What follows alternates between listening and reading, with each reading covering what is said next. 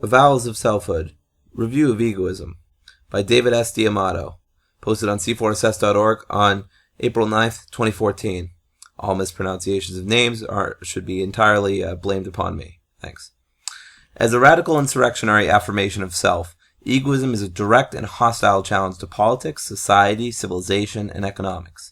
Unlike the various philosophical identifications and ideologies that it challenges, it is no pretender to the thrones of any mode of thought based upon duty or obligation, no attempt to place itself above or outside of the unique one.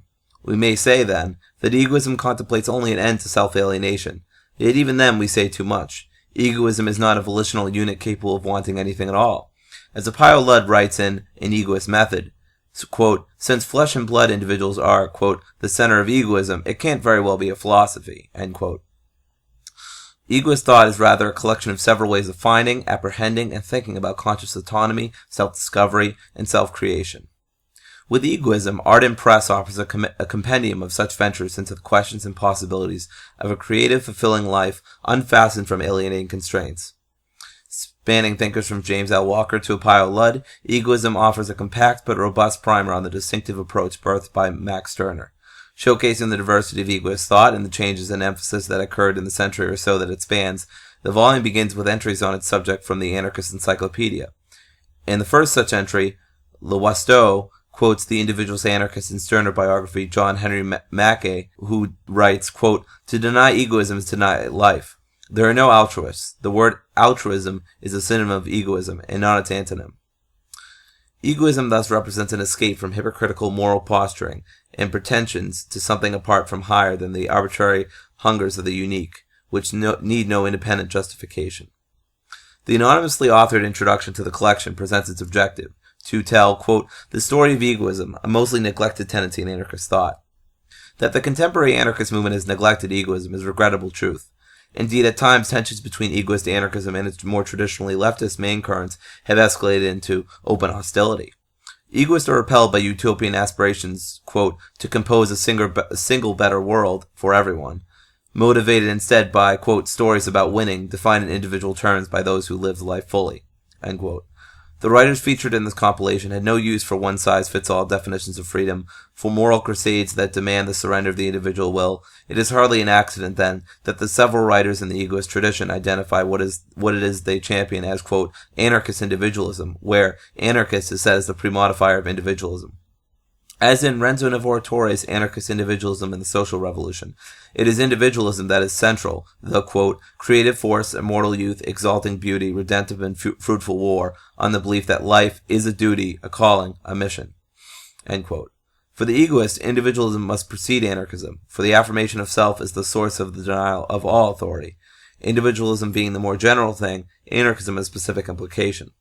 Any anarchism that sets itself up as above individualism because of its own cause, with its own designs and wills, subordinating the unique individual, becoming a new, quote, alleged higher interest. In Apio Ludd's words, perhaps this is why many anarchists deny egoists the title, and likewise why many egoists repudiate it themselves, as did Sidney Parker and Dora Marsden. The emphasis on self-realization in the here and now, together with the concomitant rejection of political movements and their dogmas, is what earned egoist individualism the supposed ignominy of the label, quote, lifestyle anarchism.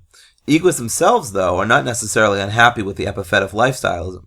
After all, if anarchism is simply another political doctrine, a mere recapitulation of stock leftist commitments, it represents a rather anodyne challenge to the status quo.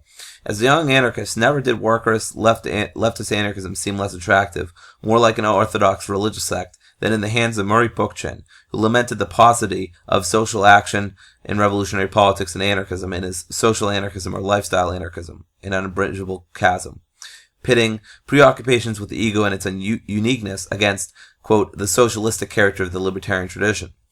Bookchin pilloried the, quote, narcissism, which he saw as the influence of the, quote, bourgeois environment on anarchism.